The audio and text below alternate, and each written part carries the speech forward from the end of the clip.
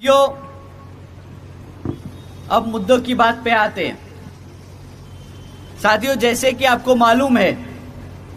कि बसपा को बने 39 साल हो चुके हैं और इन 39 सालों में हमारी पार्टी के संस्थापक परम पूज्य बाबा साहब, परम पूज्य मान्यवर साहब श्री काशीराम जी और एक छोटे से परिवार में जन्मी, दिल्ली की गलियों से निकलकर दिन रात एक कर अपना पूरा जीवन और अपना परिवार इस पार्टी व मिशन और मूवमेंट के लिए त्याग कर बहन जी ने हम दलितों और पिछड़े समाज को राजनीतिक की मुख्य धारा में लाने का काम किया। साथ ही साथ गरीबों और कमजोरों को इतना मान सम्मान दिया कि आज कोई भी राजनीतिक पार्टी हमारे इस वर्ग को नजरअंदाज नहीं कर सकती।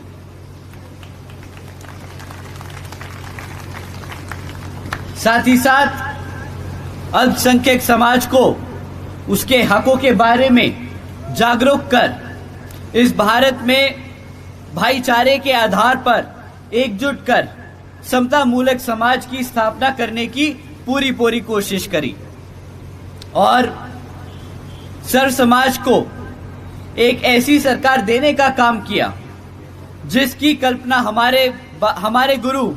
बाबा साहब डॉक्टर भीमराव अंबेडकर जी ने की थी।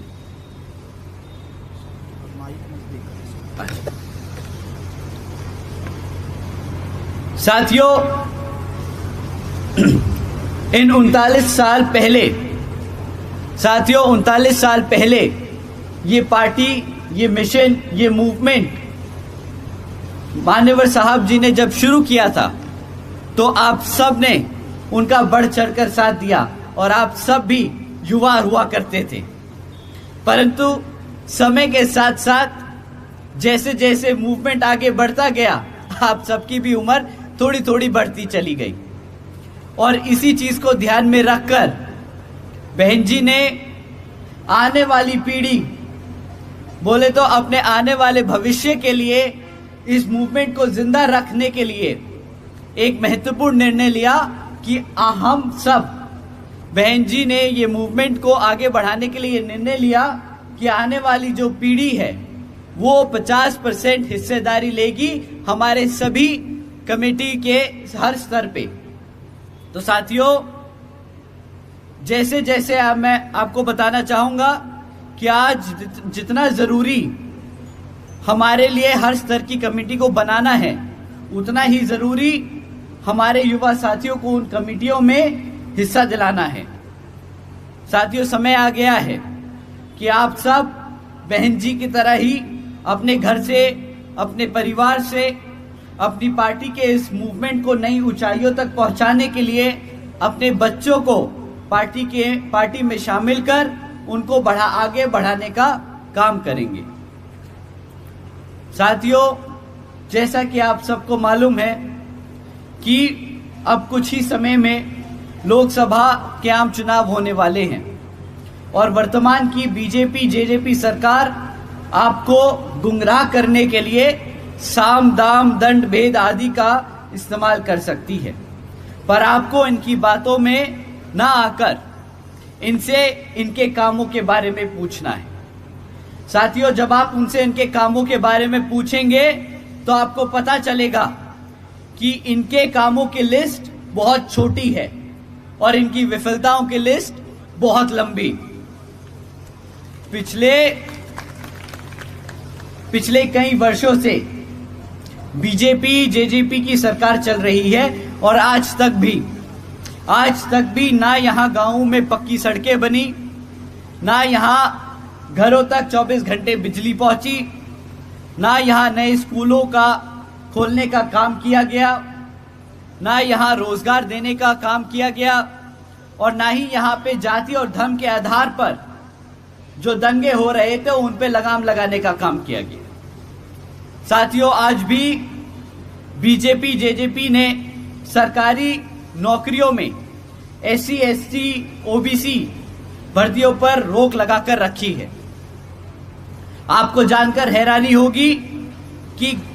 आज भी 1,80,000 से ज्यादा सरकारी नौकरियां हरियाणा सरकार में खाली पड़ी हैं। आज बीएसपी कहती है कि अगर हमारी आने वाले विधानसभा आम चुनाव में सरकार बनेगी तो जैसे बहन जी ने अपने शासनकाल में यूपी में सबसे पहले आते ही जो सरकारी नौकरियों में बैकलॉग था उसको पूरा किया, उसको भरा, उसी तरह हरियाणा में सरकार बनने पर सबसे पहले बैकलॉग भरा जाएगा। साथियों, आज भी बीजेपी जेजेपी ने एजुकेशन पॉलिसी यहां पर लागू नहीं करी, और तो और इस सरकार ने अपने शासनकाल में 2,500 से ज्यादा स्कूलों को बंद करने का काम किया। साथियों, आज बीएसपी कहती है कि जिस तरह पिछड़े बुंदेलखंड क्षेत्र में बाबा साहब doctor Bhimrao Ambedkar medical college और झांसी में मान्यवर श्री काशीराम जी पैरा मेडिकल ट्रेनिंग कॉलेज की स्थापना की थी, उसी तरह यहां पर भी हमारे बच्चों को एजुकेशन में आगे बढ़ने के लिए medical colleges, training centres, senior secondary schools, primary schools की स्थापना की जाएगी। साथियों, जब हमारे बच्चे पढ़ ही नहीं पाएंगे तो कहां से नौकरियां ले पाएंगे, और जब अपने नौकरियां नहीं मिलेंगी तो कैसे वो अपने पैरों पर खड़े हो पाएंगे। साथियों, जो इस सरकार ने हमारे बच्चों को पढ़ने से रोका है पिछले 5 से 10 सालों में, इससे इनकी ये जो मनुवादी सोच रखने वाली मानसिकता है वो दर्शाती है। तो आपको इनकी मीठी मीठी बातों में नहीं आना है, इनके ऊंचे लंबे चौड़े वादों को सुन के बहकना नहीं है। इनसे पूछना है कि भाई जो पिछले 10-15 सालों में एजुकेशन पॉलिसी को लेके आप लोगों ने इतना बड़ा मुद्दा बना के रखा है, उसको आज तक आपने जमीनी स्तर पे लागू क्यों नहीं किया। साथियों, आप सब जानते हैं कि किस तरह से हमारी आशा वर्कर्स लंबे समय से अपने हकों के लिए धरने पे बैठी हैं, और इस सरकार ने कितने समय तक उनको नजरअंदाज किया है। तो साथियों, आज बीएसपी कहती है कि हरियाणा में सरकार बनने पर हमारे आशा वर्करों की सबसे पहले सारी समस्याओं को हल किया जाएगा, उनका उचित समाधान किया जाएगा। साथियों, ये तो है बीजेपी और जेजेपी के हाल, परंतु राजनीतिक स्तर पर एक और नीच गंदी जो हमारे समाज को एक पिछले 50-60 सालों से दबाने की कोशिश कर रही कांग्रेस पार्टी भी है। साथियों, कांग्रेस पार्टी आपको कभी भी आपके बीच में आकर अपने काम गिनवाने के काम नहीं करेगी। वो आपको आकर बीएसपी को गुमराह, हमारे बीएसपी के वर्करों को, समर्थकों को गुमराह करने के लिए हमेशा सिर्फ एक ही लाइन बोलेगी कि बीएसपी तो बीजेपी की बी टीम है। पर साथियों, जब जब कांग्रेस आपको ये बोले, आपके साथियों को ये बोले, आपको सीधा पलटकर बोलना है, भाई बीजेपी की टीम है या नहीं है, तुम बताओ तुमने क्या काम किया पिछले 50-60 सालों में हरियाणा में। जब आप उनसे ये सवाल पूछेंगे तो उनकी हालत खराब हो जाएगी, पसीने छूटने लगेंगे, क्योंकि उनके पास आपको बताने के लिए कुछ नहीं है। अगर उनके दिल में जरा सी अच्छे दिल से बताएंगे कि किस तरह उनकी सरकारों ने हमारे बाबा साहब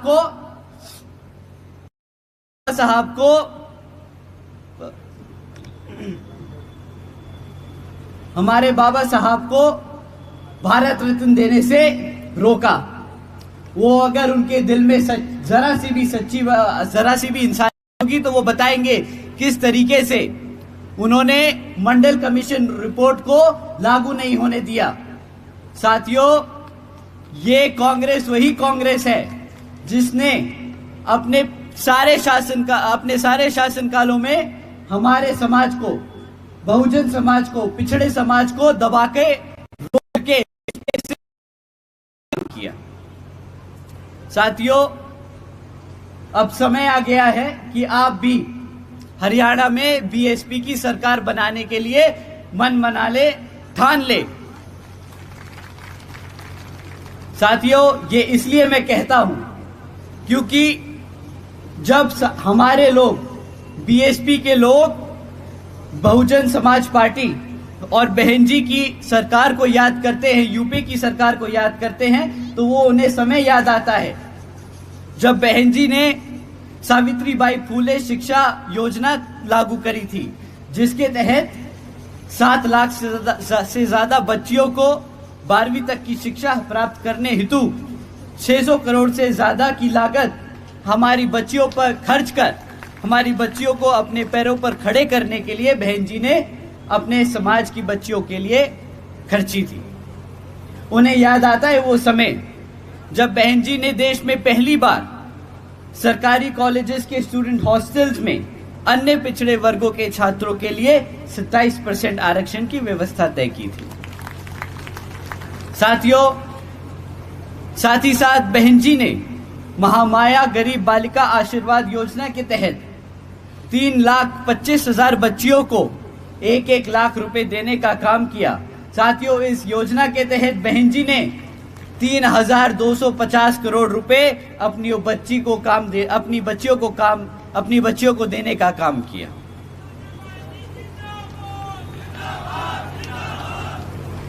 साथियों, बहन जी ने सरकारी नौकरियों के साथ साथ सरकारी ठेकों में भी आरक्षण की व्यवस्था लागू की। और साथियों, याद करते हैं वो समय कि किस तरह बहन जी ने सरकारी नौकरियों की भर्ती पर लगी रोक को हटाकर बहुजन समाज के साथ साथ सर समाज को, सभी जरूरतमंदों को, लोगों को नौकरी देने का काम किया था। साथियों, बहन जी ने प्रदेश की व्यवसायिक technical institutions, engineering colleges, polytechnic एवं इंडस्ट्रियल ट्रेनिंग इंस्टीट्यूट्स में अन्य पिछड़े वर्गों के लिए 27% सीटों की आरक्षण तय की थी। बहन जी ने कृषि एवं संबंधित कार्यों में मिनिमम वेजेस को 55 रुपए से बढ़ाकर 100 रुपए प्रतिदिन करने का काम किया और अन्य पिछड़े वर्गों के लोगों के लिए क्रीमी लेयर की वार्षिक आय सीमा 3 लाख रुपए से बढ़ाकर 5 लाख रुपए करने का काम किया।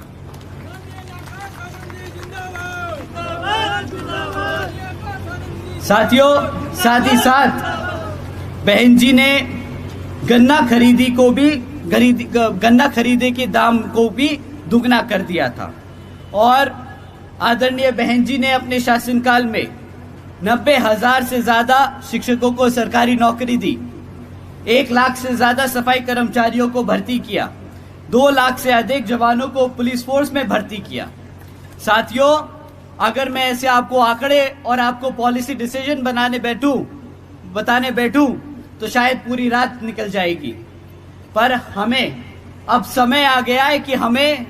अपने बाबा साहब के दिखाए रास्तों पर चलकर, मान्यवर साहब के बताए तरीकों को इस्तेमाल कर और बहन जी के बेबाक अंदाज को अपने दिल और दिमाग से अपनाना होगा। तो साथियों, समय आ गया है कि अब हम सब एकजुट होकर हर समाज के हर एक व्यक्ति को बसपा से जोड़ने का काम करेंगे और बता देंगे कि हम आ रहे हैं हर एक उस चीज के लिए जो इस संविधान में हमारे लिए हमारे गुरु देकर गए हैं, बाबा साहब डॉक्टर भीमराव अंबेडकर जी।